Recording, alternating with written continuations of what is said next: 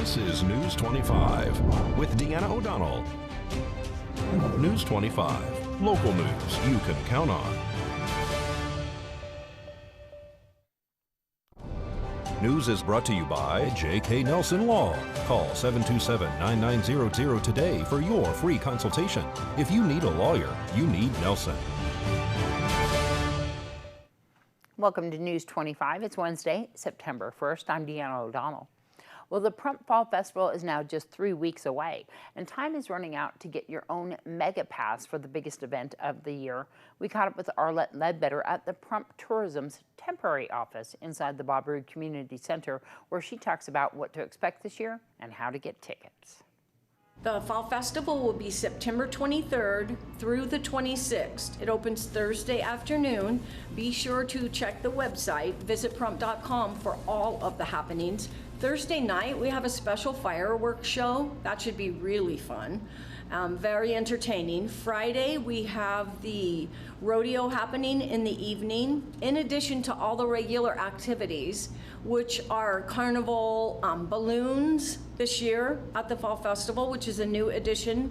We'll have some RVs there to promote an RV show for future, we certainly hope, when we move out to the fairgrounds. We've started that this year. There's a horseshoe tournament this year. There's a car show, and we also have the parade Saturday morning at 9, and then on Saturday mid-afternoon, we'll have some characters there this year. So the kids will have quite a bit of entertainment on the stage. We're selling mega passes until this Friday. It's $125, includes 5 all-day wristbands, and then it has some additional a souvenir cup and some additional food and beverage tokens, game tokens. And if you want to get one of those mega passes, you better act fast. They're only available until Friday at the Pahrump Tourism temporary office located inside the Bob Roode Community Center. So just stop by and get yours. Anytime between 8 a.m. and 3 p.m. until this Friday for mega passes, for pre-sale carnival tickets, which are $30 here now, and then they'll be $35 at the gate, and also for the rodeo tickets, which are $10. The parade will be happening Saturday, and the applications for that parade are available online at visitpahrump.com. The applications can be mailed in with the fee to 2100 East Walt Williams Drive, Suite 200, or you can stop them by here to us at our temporary tourism office at Bob Roode Community Center, Room A. We're here until the 13th, so we can sell pre-sale tickets for the carnival and the rodeo until the 13th, but only mega passes until the 3rd of September. So be sure to get in this week for mega pass. If you have any questions at all, log on to visitpahrump.com or else call 775-253-1697. Thanks so much, Arlette. Well, speaking of Fall Festival, after an uncertain past of who's managing that annual event, the Board of County Commissioners had a recent item on their agenda to discuss just that. Moving on to 17, thank you, Vice Chair. For possible action, discussion, deliberation, and direction of staff regarding whether Town of Pahrump staff will continue to manage the Fall Festival in-house. So what's the money look like? Are we staying within budget? I mean, we've budgeted $50,000 to do this. Well, and that was just the startup cost, because we did have some pre-funding requirements for this festival. Year over year, if we look at the receipts for revenues generated, disbursements, and profit and losses, not including payroll, it looks like about on average we're looking at $20,000 to $25,000 that the town creates as profit, which would likely be utilized by staff time within the town of Pahrump. Well, that's the funny thing about this. We're still going to use the staff time. I mean, it doesn't matter if we're running it or not. We still have to spend the time. So at least the town's making up for it in some fees. Right. Also, I know that the commissioners are aware of this, but this takes a lot of effort from staff, but they would have to do the effort anyway. Did you guys know that? I mean, we still got to have the sheriff, the fire department. We still got to have building and grounds. All of these people that work for the county or the town of Pahrump, they all have to be involved anyway. So why not be the managing partner in that and make sure it's done well?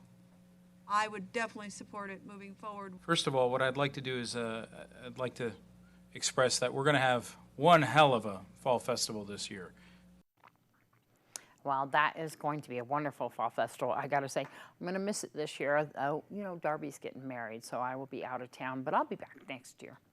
Well, the Gulf Coast of Louisiana is still reeling from the destruction caused by Hurricane Ida. Here's more on the long path to recovery for those residents. Hurricane Ida's fierce Category 4 winds and torrential rain left the Louisiana coastline badly beaten. Images of the affected area days after the storm shows crushed homes, debris scattered across streets, and flooded neighborhoods. As cleanup is underway, officials are warning residents who evacuated not to return to their homes just yet because of the severe damage. When the storm made landfall, its winds were as high as 150 miles per hour and tore roofs from homes and ripped trees from their roots. Hurricane Ida hit New Orleans on the 16th anniversary of Hurricane Katrina, the costliest storm on record in U.S. history. The winds knocked out power in New Orleans, including temporarily the city's 911 emergency response system and in surrounding areas. More than 1 million residents are still without power by early Wednesday. It's unclear when power will be restored to most residents, but officials believe it may last more than a month for some people. And much more local news after this break. You're watching News 25, brought to you by Mountain West Lawyer, Injury Attorneys, 727-9500. News 25, local news you can count on. Well, it is September 1st, and September is Prostate Cancer Awareness Month. An Ohio father is opening up about his battle with prostate cancer, the most common cancer among men in the United States after skin cancer. As Brittany Rawl tells us, he never thought it could happen to him, but thanks to a non-invasive therapy using sound energy, he's back in the driver's seat. Well, when I was first diagnosed with prostate cancer, I wasn't mad, I wasn't scared. More than anything, Jeff Cardinal says he was confused. I've never smoked a cigarette in my entire life, no tobacco products, don't do drugs, watch my weight, everybody knows I'm disciplined, and I live a healthy life. Jeff was diagnosed with prostate cancer 3.5 years ago. He says he felt completely fine at the time, but the blood work from his routine physical would tell a different story. Blood work showed that my PSA numbers were a little high. So they gave me an MRI, and then they did a biopsy of my prostate. Doctors closely monitored the cancer after that. Then in January of this year, he decided to try a relatively new procedure at Cleveland Clinic. It's called high-intensity focused ultrasound, or HIFU for short. It works by creating a really high-intensity focused beam of sound waves. And you can think of it somewhat like a magnifying glass. You know, if you shine the light of the magnifying glass from the sun onto one defined spot, it can get really hot in that spot, and it's a very similar concept to that. HIFU is non-invasive and has minimal side effects compared to more traditional treatments, like radiation or surgery. It has the advantage over surgery of having no incisions. It has the advantage over radiation of having no ionizing radiation that penetrates through and hits the other tissues. And so it really focuses on a very small area of the prostate that we can tell has the cancer. Jeff says everything went well with the procedure, and now he's back to doing the things he loves. His advice for others, make sure to explore all of your options. If I could help people out there and give them a shortcut to get to a procedure that's cutting edge, that works well, then I want to do that. And when I said that to my son, he said, "Dad, you're paying it forward." And I never thought of it that way, but that's what I'm doing. At Cleveland Clinic, I'm Brittany Rawl. Nice car. Well, Dr. Waite says only certain people qualify for this kind of procedure right now, so it's important to talk to your doctor about what options might be available. Shining a laser at an aircraft poses a serious safety threat and can result in large fines and criminal penalties. Working to identify trends in laser strikes, the U.S. Transportation Department's Federal Aviation Administration has developed a visualization tool that analyzes laser strike data from 2010 to 2020. Using the Tableau software platform, the tool identifies trends that include geographic data, per capita data, and time of day and year. The FAA is sharing the information in the new format to draw attention to the dangerously high rate of laser strikes on airplanes. Pointing a laser at an aircraft can temporarily blind a pilot and not only affects the crew, but endangers passengers and the communities that they fly over every night. Laser strikes increased in 2020 despite the decrease in flights due to the COVID-19 pandemic. Pilots reported 6,852 laser strikes to the FAA last year, up from 6,136 in 2019. The number of incidents reported in 2020 was the highest annual total since 2016. People who shine lasers at aircraft face FAA fines of up to $11,000 per violation and up to $30,800 for multiple laser incidents. The FAA has issued $600,000 in fines since 2016, which includes $120,000 this year alone. Violators can also face criminal penalties from federal, state, and local law enforcement agencies. Here's a video released by the FAA concerning that subject. How much harm can one little laser pointer do? Actually, a lot. Did you know that pointing a laser at an aircraft can distract or temporarily blind the pilot, potentially putting the lives of many innocent passengers at risk? That's why it's a federal crime, with serious consequences like fines up to $250,000 or up to 5 years in jail. So come on, people, it's not a harmless joke. Lose the laser.